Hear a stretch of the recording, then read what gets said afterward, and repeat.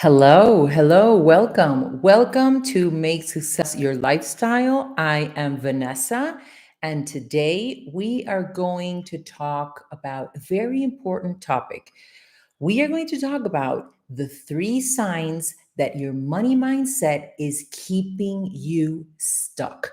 So, if you are an entrepreneur, if you're a coach, if you're a practitioner, if you're an expert, and you are looking for ways to grow your business, you haven't quite been able to figure that out yet, and you are analyzing where do I need to look to create these changes that I want, the first thing you need to do is look inside because most of the times those blocks, those obstacles that are keeping us from figuring things out are coming from inside of us.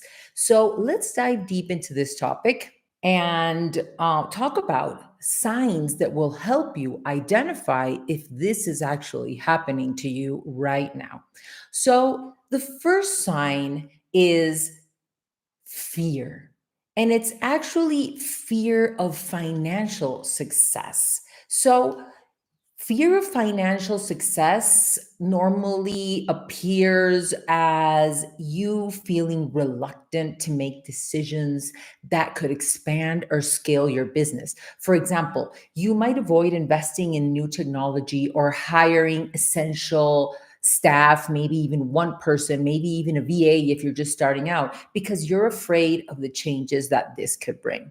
Now, here's the thing about fear. Usually, you are not aware that this is something that you are afraid of. So, how does this fear show up? How do you identify that this is happening? Well, this fear can show up as indecision, excessive caution, and, simply opportunities pass you by because you overanalyze it, or you're avoiding risks, or you're waiting for the perfect moment to come.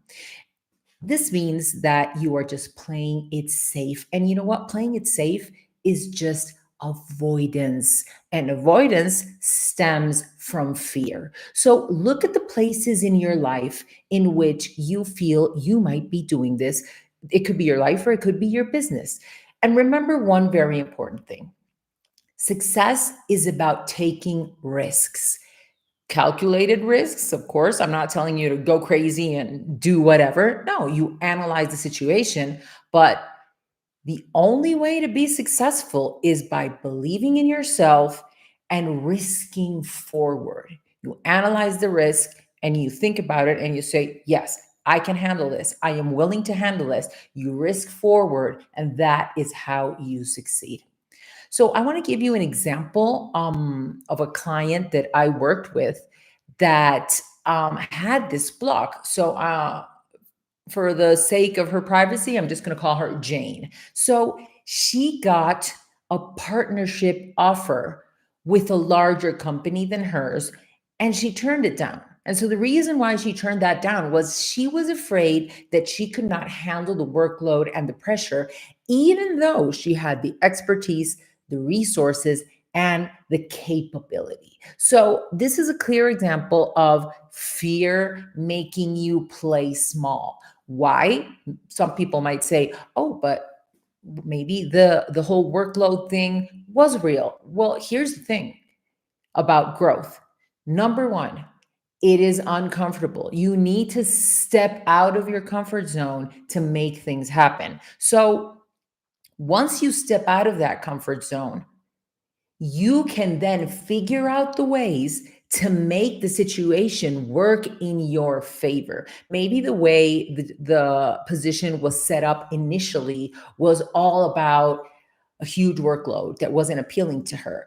But as a new lead, she could have come in, you know, figure things out, move things around, and make this situation work for her, right?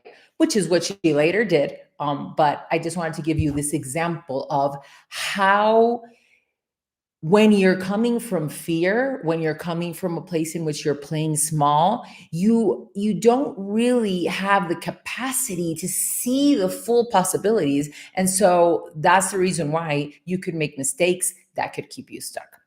Let's move on to step number 2, to sign number 2, I'm sorry, and it's guilt around earning and spending money. So, guilt around money often stems from deeply ingrained cultural and family beliefs. So, many people grow up hearing that money is the root of all evil, or that desiring wealth is greedy or is selfish. You know, those phrases.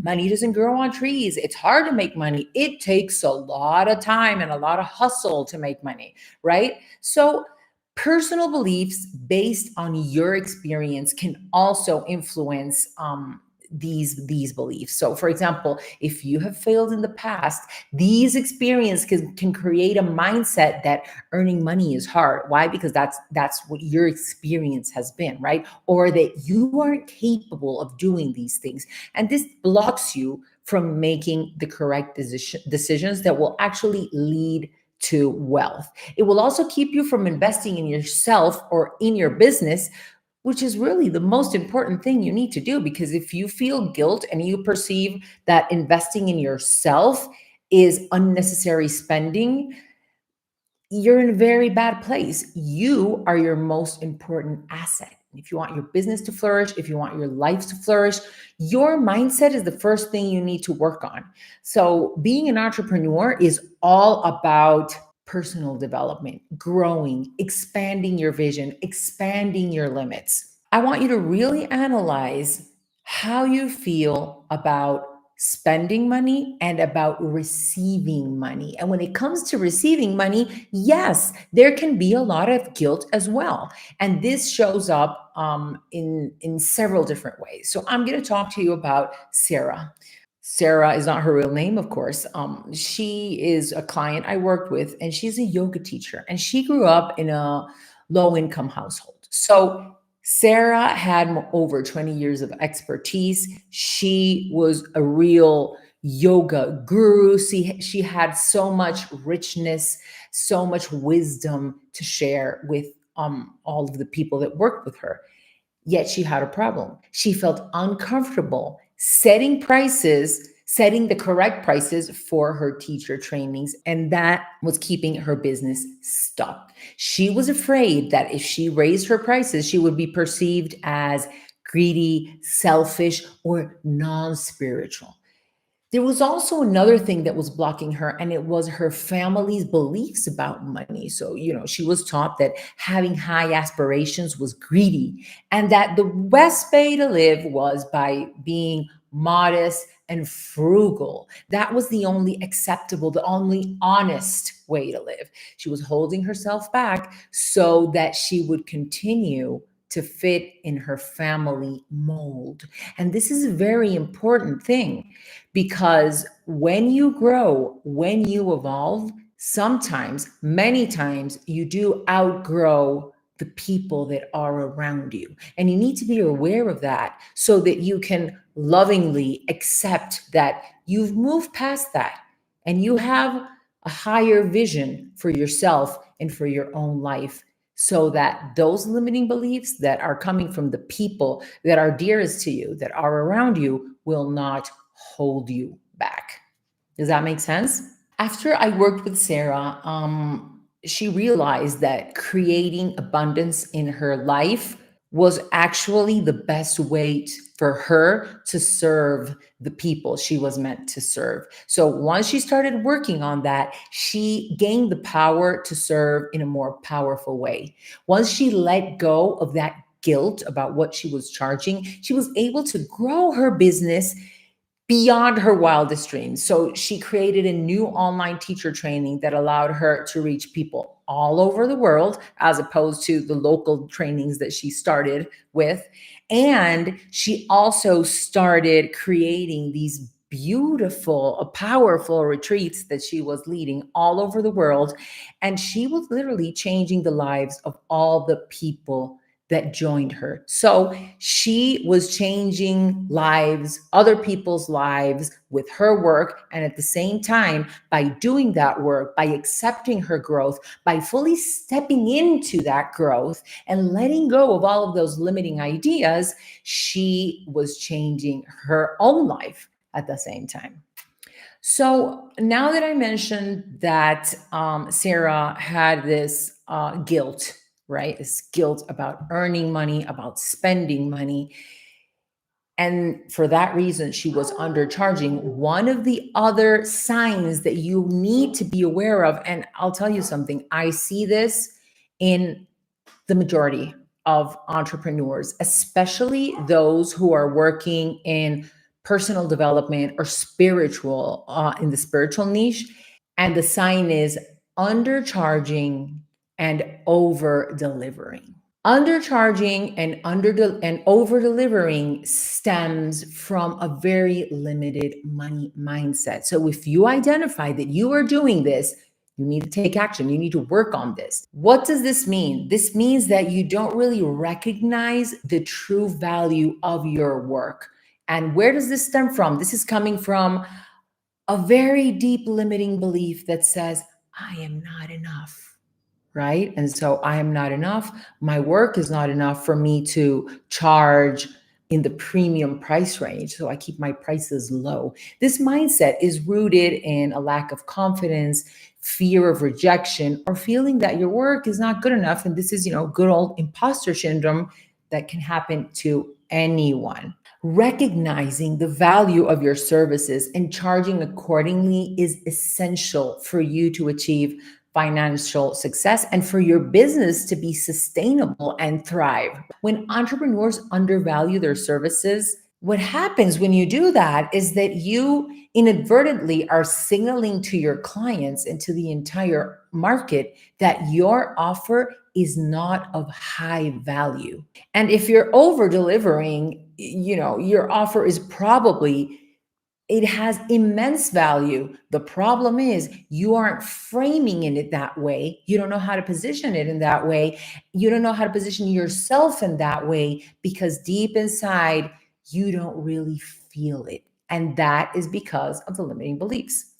So I have another example about this, about another client who she was a health, she still is a health coach, and she was charging very low rates and she was giving it all. She is so amazing. She is so good. She has so much experience and so much goodness to bring into the world. So what was happening? The typical undercharging, over delivering. And so how do you address this if you identify that you are doing the same thing? So the first thing you need to understand is you need to do well so that you can do good. I'm going to repeat that one. You might want to write it down.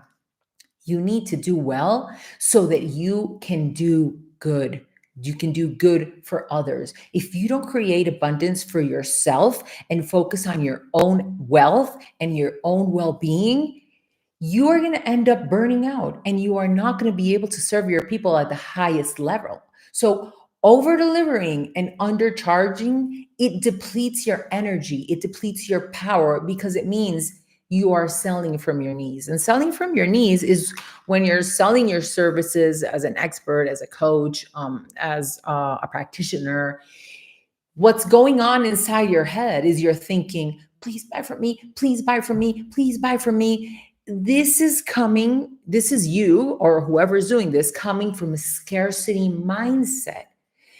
What you need to do is place your own focus on the value of what you offer. Focus on the power of the transformation that you can create for your clients. So instead of thinking, please buy from me when you are trying to sell, focus on don't try to sell. Just talk about the transformation that you are able to create for people when they work with you.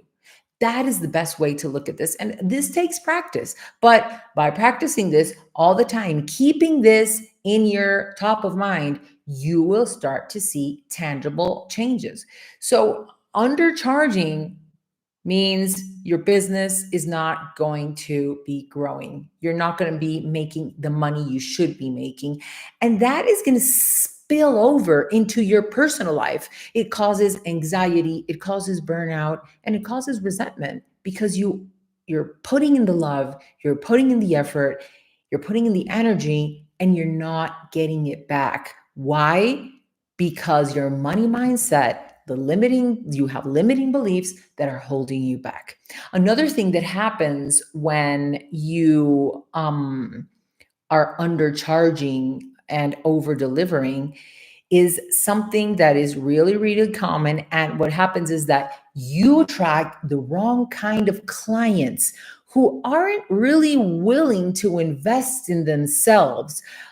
They're more price sensitive. They're looking for cheap bargains. They aren't really willing to invest in themselves. And so they are much less likely to take action. These type of clients very often lead to a cycle of underappreciation. They underappreciate what you do, and in consequence, you overwork. So you want to work with people who value what you do and who are committed to putting in the work with you to achieve those results that they're looking for. That is a win-win situation. In a win-win situation, you are charging the full value of your services and you are working with people who, because they are willing to pay, they appreciate the value of the transformation, they are willing to go all in and create that transformation for themselves. And there is nothing that can be more gratifying than that, than watching the results of your work. So if you want to dig a little bit deeper into ways to work on your mindset, I want to invite you to download my free guide that's called 5 Growth Mindset Hacks for Manifesting Business Success. So the link, if you're on YouTube or podcast, the link is in the description. And if you're on TikTok, just go to my bio and click on the link. This is a very, very, very potent guide, and it's going to give you a counterintuitive strategy to 10x your sales. It's going to explain how to release your abundant blocks and make a quantum leap in your success and in your income. And it's going to help you reprogram your decision making and risk assessment skills so that all of your actions lead to breakthrough results. Okay, so just go ahead and click in the description and get it for free. 5 Growth Mindset hacks for manifesting business success. Well, that is all for today. I will see you next week. Thank you very much.